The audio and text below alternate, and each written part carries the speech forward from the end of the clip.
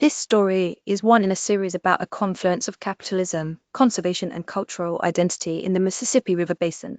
It is part of Waterline and is sponsored by the Walton Family Foundation. In late August, Donna Washington picked a couple pawpaws from the half-dozen trees growing in the orchard down the street from her home in North St. Louis, Missouri.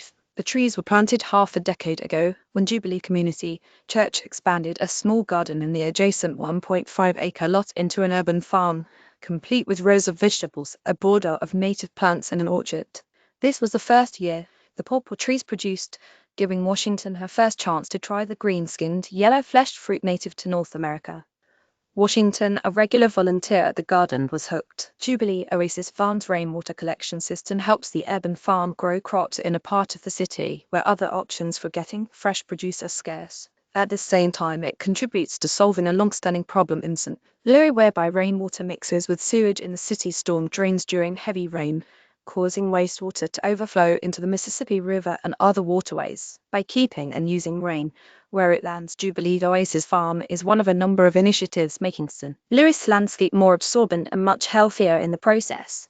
It has saved water from going into the stormwater system and created opportunities for growth of organic food in the heart of North St. Louis, says Andy Krumzig, who leads the farm and is the administrative pastor at Jubilee Community Church. Weighed down by negative news, our smart, bright weekly newsletter is the uplift you've been looking for. In natural landscapes, when precipitation falls, a lot of it gets absorbed into the soil and used by plants. But cities, including St.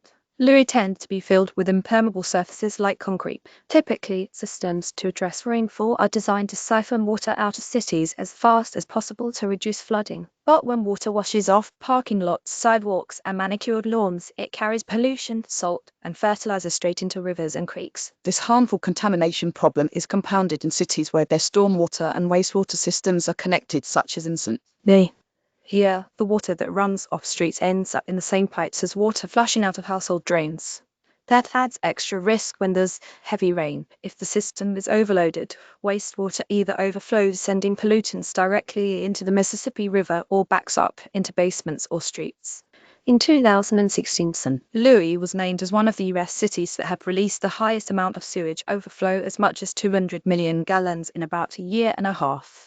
The Metropolitan St. Louis Sewer District is in the midst of a multi-decade overhaul to address issues with wastewater, including changing the system underlying the city. At the same time, the district is working above ground to make the urban landscape more absorbent, explains Jenna Jarvis, Green Infrastructure Manager at the Metropolitan St. Louis Sewer District. The district is investing $120 million by 2034 on projects that reduce the amount of stormwater that flows out of St. Louis, reimbursing landowners who use methods to keep water on their property. Projects range from bioretention basins, depressions filled with plants that gather water, to backyard rain barrels that collect precipitation and use it to irrigate native plant or vegetable gardens. So far, according to Jarvis, green infrastructure projects built around the St. Louis area have kept an estimated 89 million gallons of wastewater from overflowing into the river. Jubilee Oasis Farm is one of a couple projects the city has supported that are using the captured water to produce food, including a now closed rooftop garden and a few forthcoming urban farms. Jarvis says these types of projects can be more complex. They tend not to hold as much water as models like bioretention basins, and the technical aspects can make them challenging to design and maintain. But they also provide unique opportunities for the neighborhood. Any amount of stormwater we can capture and also provide a benefit to the community is helpful, she says. Members of Jubilee Community Church were already growing vegetables on a small scale when the opportunity came up to get reimbursed by the sewer district for installing an irrigation system. The project involved digging a 100-square-foot hole 10 feet deeper and connecting downspouts from the church roof to a 132,000-gallon system realized with help from the Nature Conservancy. After installing the water system, members of the church and volunteers from the community, schools and colleges helped build the vegetable garden, piling mounds of soil and planting seeds and seedlings. At times, the farm has invited members of the wider community to take food.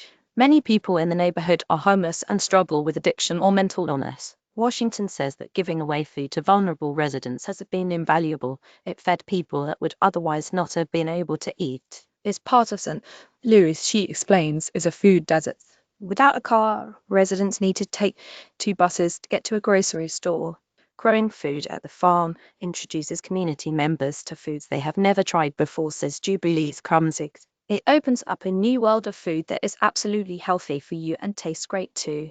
Beyond reducing the need for the farm to use municipal water and lowering the water bill, Krumsiek has noticed that less water pools in the alley by the church during heavy rain. However, the system, he says, is probably over-designed. The cistern has never filled to capacity, so potentially could take on water from other roofs nearby. For Jubilee, the biggest challenge is manpower. Maintaining the farm takes a lot of work, prepping and planting each spring, weeding and mowing, harvesting summer crops, then planting again for